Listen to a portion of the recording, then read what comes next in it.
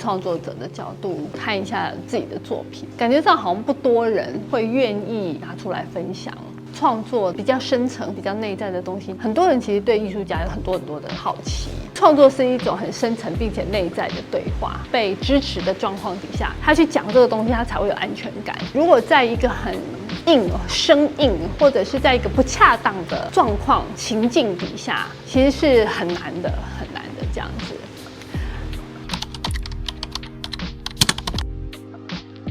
欣赏艺术作品始终跟创作背后的东西是有一些隔阂的。问的问题很多都是会偏技巧性，譬如说怎么构图啦，什么手法啦，什么媒材啦，什么纸啦，因为这些问题是具体的。对于艺术生成背后最大的动力，第一，你不一定有好奇心；第二，你不一定能够感应到；第三，你可能不一定有那个机缘问到。艺术家创作他背后最重要的动力，那个是非物质性的。它其实是看不见的，那个东西并不稳定。你要让艺术家去谈做这件事情，他背后在想什么，或者是说他当初为什么是这样子，那个其实不是稳定。因为如果是他能够很稳定的输出，或者是他每次都跟你讲一样的话的时候，那个其实就已经背下来了，那个就已经不 authentic。那能够让艺术家非常 authentic 当下的去回答你，他当初创作的时候怎么想的，你为什么会做这样创作的时候，其实对艺术家来讲，他要回到当下那个状况，其实他是需要心能的。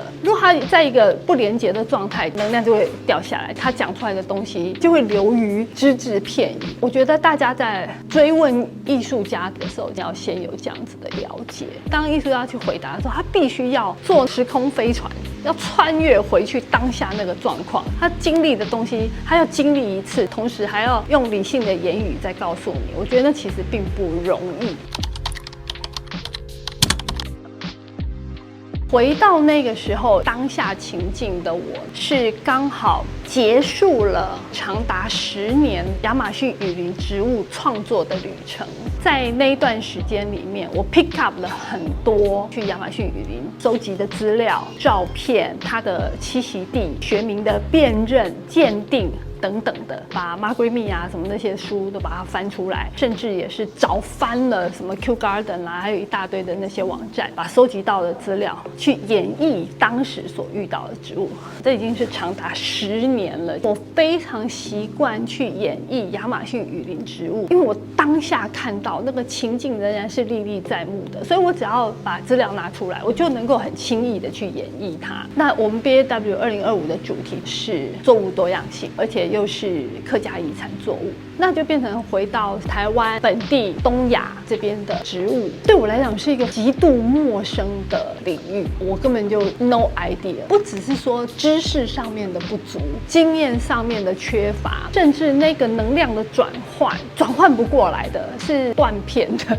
就是从亚马逊雨林的那个能量，然后我今天要回到客家遗产作物，那 gap 太大了，我转不过来，我跳不过来，所以处于一个慌乱的状况，就比较不像其他的艺术家，他们是那个我家旁边有，或者是说哪边我有看到过，或者是我知道那个可以干嘛干嘛我以前有用过或是什么的，我是没有这方面的任何经验空白的状况。于是我在创作上手的时候，可能其他艺术家都已经进行了1年了，我还是属于一个什么都没有的状况。这样说实在我也不知道该怎么办，完全没有线索的状况。一直到有一次我好像去逛内湖花市，因为内湖花市就很挤嘛，那我走着我就看到旁边有一箱很奇怪的东西，枯掉的东西，真的就是因为那个好奇心问老板，老板这是什么？他说这是竹子啊。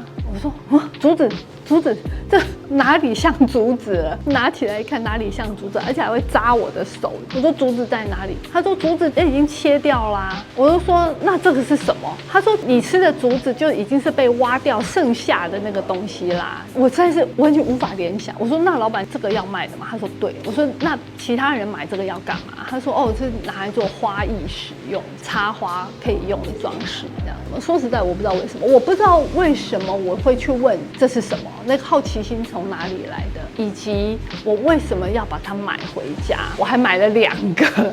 还把它很重，把它扛回家。老板说它是绿竹，我就回去翻阅客家绿竹是属于客家植物里面的。可是看到那样子的竹子头，你怎么样去演绎，仍然是没有想法的。这颗竹子头又在我家躺了 N 久，对于它，我不知道要做什么事情，我不知道该怎么样的。我只知道唯一的线索就是，它是绿竹的地下茎，然后还有须根，而且它那个须根还有很多被修剪掉，中间还被我妈丢掉一颗。我妈说你太占空间了吧，就被丢掉一颗。我想要讲的是，艺术家在创作的时候，有点像是量变，到了一定程度会变质变。那一种动能，它没有累积到某种程度的时候，它不会构成创作的行动。那更何况那时候我动能水位低到不行，我自己的状态是完全没有调整好的。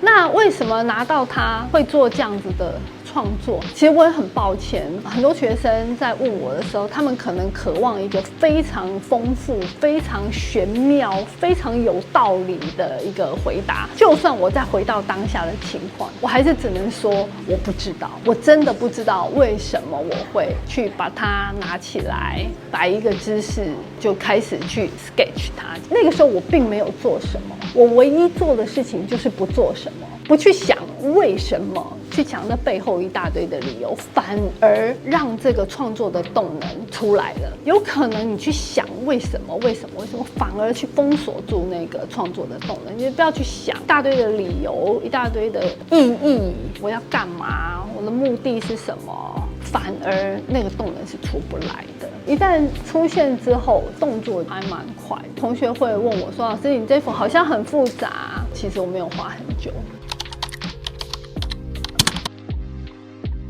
其实我并没有特别去规划，我那个只是一个想法，我想要用铅笔来画。我觉得如果我不用铅笔，用黑白来做一个跳板，很多亚马逊雨林的东西它还没有消退完。故意用一个黑白的东西，就是拿橡皮擦把之前的东西擦掉，用一个没有色彩的东西，用一个比较中性的东西来做表达，来跟过去的能量做一个区隔。但是我在画着画，觉得如果只是用黑白，好像还是有那么一点可惜，是不是用颜色做一些多元的表达？所以我刚开始想的时候，我觉得，那我用双重的方式来表达，去做一些画面的切割。但是正要把线做一个切割的时候，我却没有力量去做这件事情。就是我并没有很决绝的，就这样画下去，反而手软。手软的意思就是某种直觉，并不是那么的直接或者是流畅的让那个力量出来。somehow有一些的不对，于是我就没有很决绝的去做那个切割。结果反而当我把那个尺做一个角度的调整，在乱玩那个尺的角度的时候，我可以感觉到反而很顺，就这样画。所以我在做不同媒材的表达的切割，没有量过，然后也没有去计算过。也没有看过我要切几片，这是完全没有的，就拿个尺，因为我的线稿已经画好了，如果你再去擦，会破坏掉线稿，所以几乎这些切割就是拿一把50公分的长尺，就这样切割完毕的，是那种截来截去，截来截去，不同的区块有大有小，不规律，而且呢，就从中间很狠把它切割下去。那你要问我说为什么，或者是特意有去怎么样去规划或者去想，没有道理，没有道理，没有为什么，就是我当下觉得这样很顺，就是这样很顺了。为什么我的线没有擦掉？我还是一样的回答，就是我也不知道为什么，就是没有一个召唤叫我去把它擦掉，没有召唤我就没有去做这件事情，所以那条线就一直留在上面，一直到都要去扫描了，要裱框了，要干嘛了，我都一直没有那个动能，于是这些线就这样被展出来了。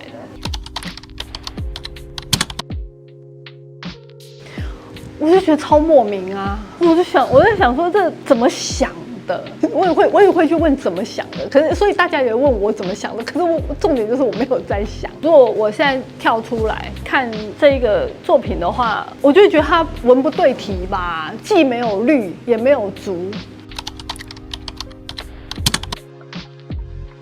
其实你问的问题，我也有一样的感觉。我那时候报名这幅作品，我心里想说，天哪，我分数一定超低吧？我已经完全有心理准备。各位评审老师，多数都是植物科学背景，对他们来讲，应该是一个啥跟啥，属于一个准备被当掉的状况。结果没有想到，他的分数其实蛮高的。那我就在想，为什么？我其实有问评审老师，评审老师说，他仍然是在植物科学的范畴里面，是因为它是精确的，表现出它地下茎还有根的部分，反而是大家比较不熟悉的部分，的确是正确的把它表现出来。所以在科学的形式上面，其实并没有被扣分，反而是在美学上面，老实说，我也不知道为什么，老师们也不知道为什么，美学上面的分数其实分数也还算不低。回到你刚刚讲的这个问题，它是偶一为之还是怎么样？就是虽然很莫名，但我个人还蛮喜欢这种你说的大胆。我觉得这个大胆来自于不去规训，但是我很害怕它是昙花一现。我还更期望自己会有在不规训的状况底下，不去太多的想法指引底下，还能够有什么样的东西被迸发出来。这个是连我自己都是非常非常非常好奇跟非常非常期待，希望它是一个开始。其实他没有办法被鼓励，对于艺术家来讲，反而会需要被放松、松绑，才会有新的东西出来。因为去鼓励，某种程度也是一种规训。你要多怎么样怎么样，那其实也是一种规训，也是一种方向，也是一种指引，也是一种想法，它反而出不来。我自己觉得我好像有个潜意识，好像有被表现出来。潜意识之所以为潜意识，就是不知道嘛。但是现在事后探索那个潜意识，我为什么一个东西要画两个角度？为什么？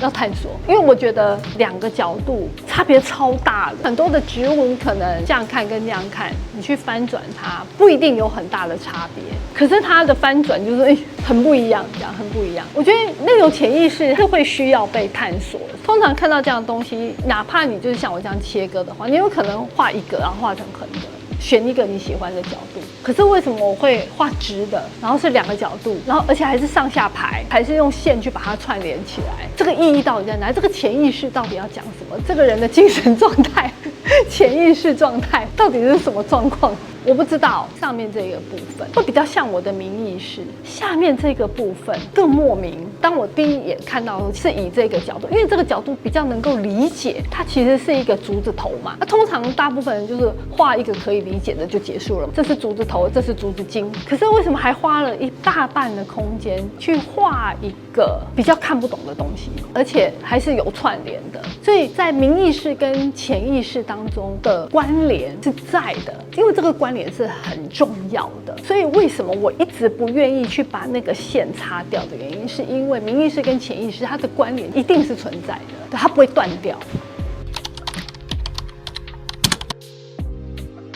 我觉得科学、艺术这两个东西，它不是一个互斥的。我自己觉得，譬如说，科学累积到一个程度，就会有艺术的东西需要被迸发出来。艺术部分，它某种程度就是能量的释放跟表达。它结束了之后，有点像海浪又回归平静，理性的东西又可以再来。我所谓的身心平衡，或者是我自己的精神状态要平衡，必须是要这两个东西同时在走。我没有办法去偏废，就是这样一路走到死这样子，然后这个一路走到底，这是不可能，因为你会力竭，所有的东西都会力竭。你理性理到一个程度，你也会力竭；感性或者是艺术走到某种程度，它也会力竭。所以这才是恢复人性的自然吧，自然态就是这个样子。否则，为什么所有能量的流动都在盛极之后就会衰，衰极之后它有可能会再有一波的循环起来？阴阳不就是这样？